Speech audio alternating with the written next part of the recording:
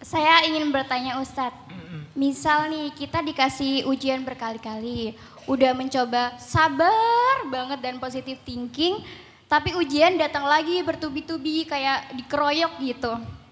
Dan sampailah kita pada titik terlelah dan pasrah. Tetap berusaha positive thinking, tapi terkadang ada pikiran-pikiran kayak pikiran-pikiran buruk atau pokoknya tuh kayak suuzon sama Allah lah gitu.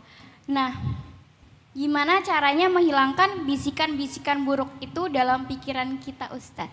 Begitu, terima kasih. Kalau Mbak dan teman-teman punya pikiran-pikiran yang nggak baik tentang Allah atau tentang hidup saat sedang diuji, percayalah itu nggak berasal dari diri kita. Itu berasal dari syaitan, yuwaswisu fi sudurinas. Karena dia suka banget memberikan waswasah.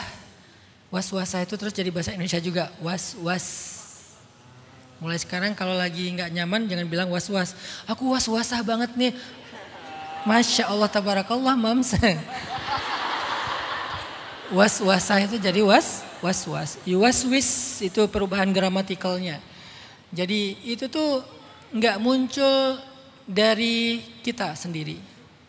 Bukan muncul karena kita mengeluh, bukan muncul karena kita nggak sabar, bukan muncul karena kita nggak ikhlas atau ridho. Tapi itu memang was-wasah dari syaitan. Yuwaswisu fi sudurin nas. Dia tuh suka banget ngabisikin kita hal-hal yang provokatif. Provokatif terhadap apa? Terhadap kekufuran. Provokatif terhadap putus asa. Provokatif terhadap mengeluh. Provokatif supaya kita jadi orang yang nggak ikhlas menghadapi ujian. Dia emang suka banget memprovokasi kita dengan was-wasah tadi. Jadi hadapilah provokasi syaitan dengan ta'awuz. A'udzubillahi minasyaitonirrajim. A'udzubillahi minasyaitonirrajim. A'udzubillahi minasyaitonirrajim. Banyak-banyakin ta'awuz. Ta'awuz itu bukan hanya dibaca pas lagi mau baca Quran. Sering-sering baca ta'awuz. Kalau ada orang di sebelah tapi jangan kenceng-kenceng. Jadi gua setan. Maksud lo gitu kan? Ta'awuz, banyak-banyakin ta'awuz. Supaya Allah melindungi kita dari waswasah syaitan. Itu yang paling sederhana. Yang kedua, kadang-kadang waswasah itu kita benarkan. Sumbernya emang bukan dari kita. Tapi kayak kita agak-agak percaya gitu. Ya, kok Allah gitu ya sama aku gitu. Mulai muncul, sumbernya emang bukan dari kita, sumbernya dari setan. Masalahnya kita tuh kayak suka gampang percaya gitu loh sama setan. Kayak apa ya, setan itu kayak baik banget selama ini gak pernah bohong. Makanya kita, kayak dia gak pernah bohong deh sama aku. Jadi kalau dia ngomong, kayak bener deh. Kayak gitu-gitu loh. Jadi begitu dia yuwaswis, memberikan bisikan-bisikan yang gak jelas, kita langsung kayak mikir, ya juga sih. Ya bisa gitu ya, kok Allah gitu sih sama aku. Nah disitulah dosa kita. Sehingga tutuplah keburukan itu dengan kebaikan. Apa kebaikannya? Istighfar. Astagfirullah, astagfirullah, astagfirullah ya Allah. Jangan sampai saya mikir gitu ya Allah, enggak pantas, enggak pantas. Engkau enggak pantas digituin. Astagfirullah, astagfirullah. A'udzubillah, astagfirullah. Itu yang kedua.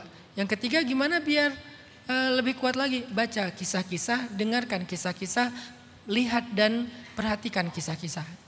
Karena kisah itu ada yang tertulis, ada yang berbunyi, ada yang terpampang di hadapan kita.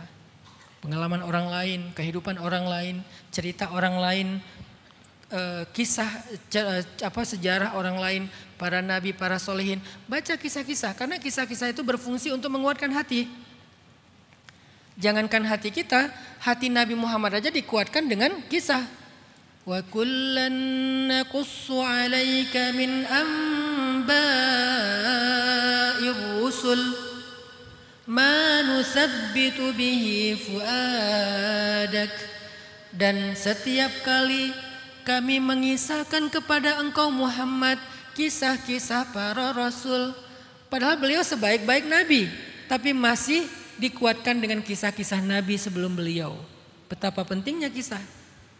Apalagi kita yang biasa-biasa aja, maka kisah orang-orang soleh lebih berharga lagi bagi kita. Nabi Muhammad aja inspirasinya para anbiya, pemimpinnya para anbiya, tapi masih butuh kisahnya para anbiya untuk diri beliau sendiri.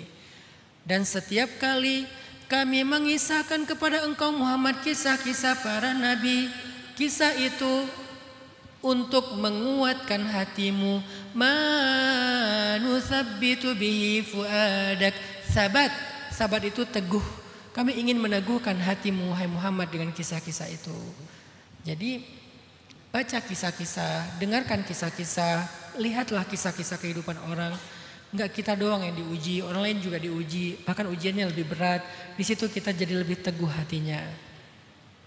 Dan ini kan kalau lagi ragu ya, kalau lagi galau gitu kan, coba perhatikan kisah-kisah. Yang keempat, sebetulnya banyak banget sih tipsnya.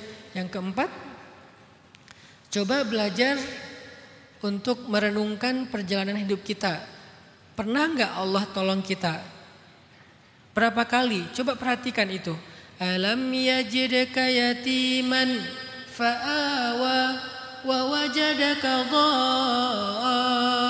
dhallan fahada wa wajadaka ailan fa'aghna. Bukankah dulu kamu begini, lalu aku yang menolong kamu jadi begini? Bukankah kamu dulu begitu? Dan seterusnya kan diulang-ulang sama Allah kan? Walaupun gak mungkin diulang semua kisah hidup Nabi di masa lalunya. Itu ayat simbolik. Allah pengen dengan ayat itu kita merenungkan perjalanan hidup kita, pengalaman spiritual kita, bagaimana kita bisa survive karena pertolongan Allah di masa lalu. Kalau itu pernah terjadi di masa lalu, kita belajar yakin itu juga akan terjadi sekarang dan nanti. Dulu aku pernah nolong kamu, kenapa sekarang enggak? Kata Allah, seolah-olah ngomong kayak gitu. Nah itu akan menguatkan hati kita teman-teman.